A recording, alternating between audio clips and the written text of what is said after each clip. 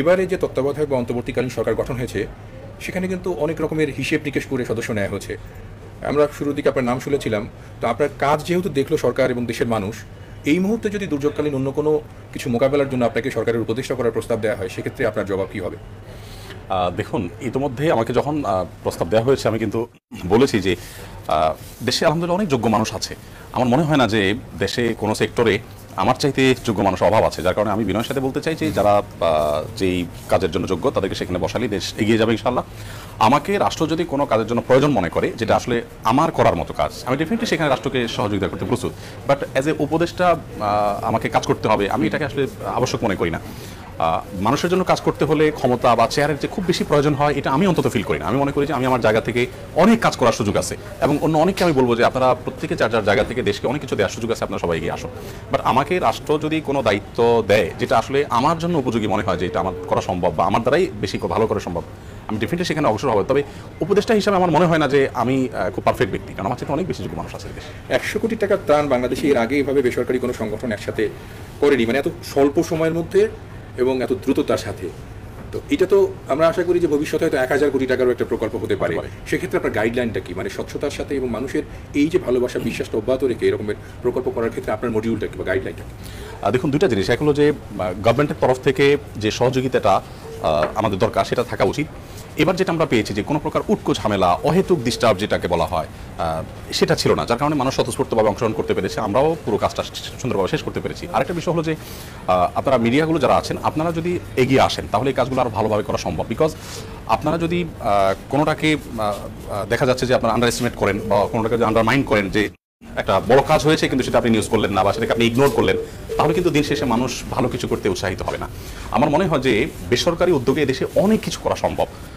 এই সম্ভাবনার একটা বড় কারণ হলো যে আমরা জানি যে সরকারি প্রতিষ্ঠানগুলোর প্রতি নানা কারণে মানুষের কিন্তু আস্থা উঠে গেছে। আমি একটা উপমা যদি আপনাকে দিই, সরকারি যে জাকাত তহবিল আছে, এই জাকাত তহবিল আমরা মিডিয়ার মারফত জানতে পারি যে খুব অল্প পরিমাণ টাকা উঠে। এখন আমার কথা হলো যে সারা দেশে মেজরিটি মানুষ যেখানে মুসলমান, প্রায় সবাই যারা জাকাত যাদের উপর আসে তারা সবাই প্রায় কম বেশি জাকাত দেওয়ার চেষ্টা করে, কিন্তু গভর্নমেন্টের ফান্ডে জাকাত কেন জমা হচ্ছে না? অথচ বেসরকারি খাতে, শুধু আমাদের কেন, মাদ্রাসাগুলোতে প্রচুর পরিমাণে জাকাত দিচ্ছে। এখানে আস্থার সংকট আছে। আস্থার সংকটটা যতদিন দূর করা না যাবে ততদিন পর্যন্ত সরকারি প্রতিষ্ঠানগুলো থেকে মানুষ মানে সেরকম সেবা পাবে, সে আশা মানুষ অনুসরণ করবে না।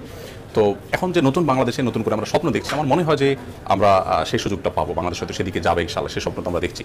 আর এমনিতে আসুনা ফাউন্ডেশন সহ বেসরকারি প্রতিষ্ঠানগুলো আপনি যেমনটি বলেছেন 1000 কোটি টাকার প্রজেক্ট নিয়ে কাজ করতে পারে, এই সম্ভাবনা যে খুব জোরালো আছে সেটা কিন্তু এইবারের বন্যা থেকে আমরা শিখেছি এবং জেনেছি।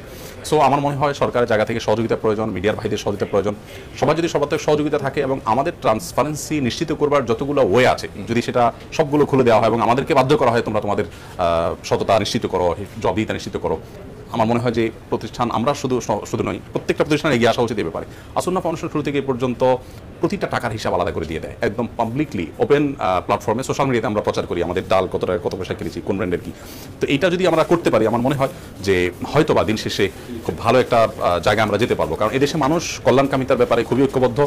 প্রয়োজন শুধুমাত্র তাদের কাজের সে পরিবেশ দেওয়া এবং যোগ্য নেতৃত্ব দেওয়া এবং ট্রান্সপারেন্সি নিশ্চিত। এবং এই যে ধান চুরি, গম চুরি, চাল চুরির যে অভিজ্ঞতা বাংলাদেশে, সেটা কি দূর হবে বলে মনে করছেন আপনি? দেখুন, পরিস্থিতি বলে দিবে বা সময় বলে দিবে যে কি হতে যাচ্ছে বা কি হবে ভবিষ্যতে। তবে আমি একজন সাধারণ মানুষ হিসেবে, সাধারণ নাগরিক হিসেবে আমি তো স্বপ্ন দেখছি, এবং প্রত্যেকটা মানুষ স্বপ্ন দেখছে যে বাংলাদেশে, নতুন বাংলাদেশে বোধহয় আর এই ত্রাণ চুরির ঘটনা ঘটবে না। দেখুন, এর আগে আমার মনে আছে আমি মানিকগঞ্জে ত্রাণের ট্রাক পাঠিয়েছি, শীত বস্ত্রের ট্রাক পাঠিয়েছি। সেখানকার স্থানীয় একজন রাজনৈতিক নেতা বলেছেন যে এগুলো দিয়ে যান, আমাদের ছেলেরা বন্টন করবে। আমি বললাম যে ট্রাক ফেরত নিয়ে আসো, আমরা ওখানে মাল দেবো না।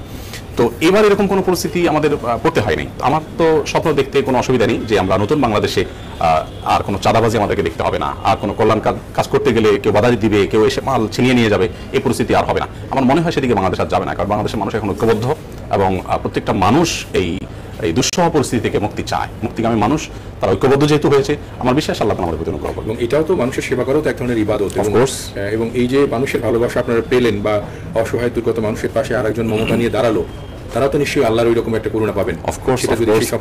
দেখুন, ইসলাম আমাদেরকে সবসময় মানুষের সেবা করতে বলে। নবী করিম সাল্লাল্লাহু আলাইহি ওয়াসাল্লাম বলেছেন, আহাবুন নাস ইলাল্লাহি আনফাউহুম লিন-নাস, আল্লাহর কাছে সবচেয়ে প্রিয় মানুষটা হলো সে যে সবচেয়ে বেশি পরোপকারী হয়।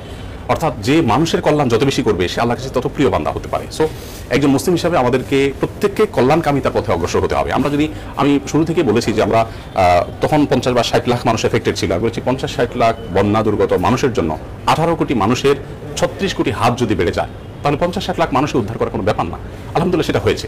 আমার মনে হয় যে সেটা সামনে আরও ভালোভাবে হবে এবং অ্যাজ এ মুসলিম আমরা প্রত্যেকে যার যার জায়গা থেকে ধর্ম, বর্ণ, দল, মত নির্বিশেষে প্রত্যেকটা মানুষের কল্যাণে, শুধু মানুষ নয় প্রাণীর কল্যাণে এবং আমাদের জীব বৈচিত্র্যের কল্যাণে আমরা কাজ করবো। আমরা কিন্তু এবার প্রচুর পরিমাণে গোখাদ্য দিয়েছি।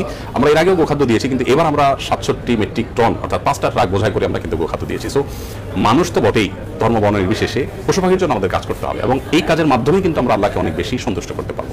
এবং সেই জায়গায় বলছি যে একসময় আপনাদের সংগঠন বা আপনাদের কর্মকাণ্ড এক ধরনের নাকশিক্ষেন একটা ভাবে পরিণত ছিল, বিশেষ করে গণমাধ্যম তো বটেই, আমাদের ইয়াং জেনারেশনের কাছে আপনারা একটা অন্যরকম দৃষ্টিভঙ্গির ব্যাপার ছিলেন। পরিবর্তিত পরিস্থিতি এবং ত্রাণতৎপরতার কারণে সেটা কিন্তু দূর হয়ে গেছে এবং জাগরণ তৈরি হয়েছে।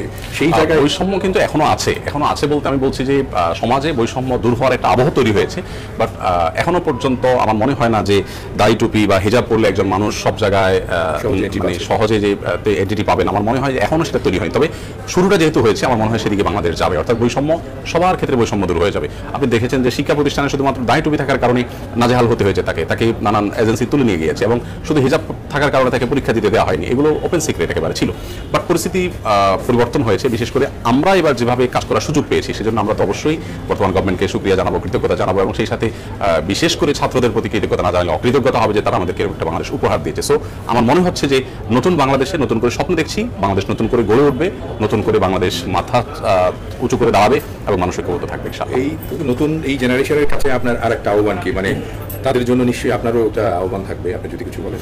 আমি বলতে চাই তরুণদেরকে যে তরুণরা তাদের যে আত্মবিশ্বাস আছে সেটাকে কাজে লাগাবে। আপনি নিজেও তরুণ। জি অবশ্যই, আমরা আমাদের আত্মবিশ্বাসকে কাজে লাগাবো এবং এদেশকে গড়ার জন্য কারোর দিকে না তাকিয়ে আমাদেরকে ঝাঁপিয়ে পড়তে হবে এবং লেগে যেতে হবে বিনয়ের সাথে এবং অবশ্যই বুদ্ধিমত্তার সাথে। আমাদের প্রত্যেককে যার যার জায়গা থেকে লেগে যেতে হবে, দুর্নীতির বিরুদ্ধে প্রত্যেকটা মানুষকে রুখে দাঁড়াতে হবে। আমি নিজে রাষ্ট্রের কোনো অবৈধ সুবিধা আমি নেব না এবং কাউকে নিতে দেবো না। এ ব্যাপারে আমরা যদি সংকল্পবদ্ধ হই আমার মনে হয় এদেশকে কেউ ঠেকাতে পারবে না। আমি মিডল ইস্টে 10 বছর ছিলাম, বাংলাদেশি শ্রমিকের যে ডিমান্ড, আমাদের পার্শ্ববর্তী অন্যান্য দেশের কোনো দেশের শ্রমিকের এতটা ডিমান্ড নেই। আপনি মিডল ইস্ট বলেন, মালয়েশিয়া বলেন, আমি যে সমস্ত দেশে গিয়েছি এবং থেকেছি আমি দেখেছি বাংলাদেশের মানুষ খুব পরিশ্রমী এবং বাংলাদেশের মানুষ খুব স্বপ্নবাজ।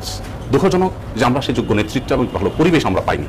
দেশে পরিবেশ পাওয়া যায়, অনেক কিছু করা সম্ভব। এখন তরুণদেরকে আমি বলবো তারা যদি সেই পরিবেশটা নিশ্চিত করে যে মানুষ স্বাধীনভাবে সবকিছু করতে পারবে, মানুষকে কেউ হয়রানি স্বীকার করবে না, কেউ চাঁদাবাজি মাস্তানি করতে আসবে না, তাহলে ইনশাআল্লাহ আমার মনে হয় যে নতুন বাংলাদেশ গড়ে তোলা অনেক বেশি সহজ হবে। তরুণদেরকে জাগতে হবে, জাগাতে হবে এবং এই অপশাসন এবং দুর্নীতির বিরুদ্ধে প্রত্যেককে সংগ্রাম করতে হবে। ভালোর সাথে আসলে আমরা সবাই থাকি এবং দেশটা ভালো কেটেই তো আসলে আমাদের আমরাও চাই যে এই দেশের যে তরুণরা প্রত্যাশা করছে সেটা সকলকে। আপনি অনেক ভালো থাকবেন, আবার কথা হবে। ইনশাআল্লাহ।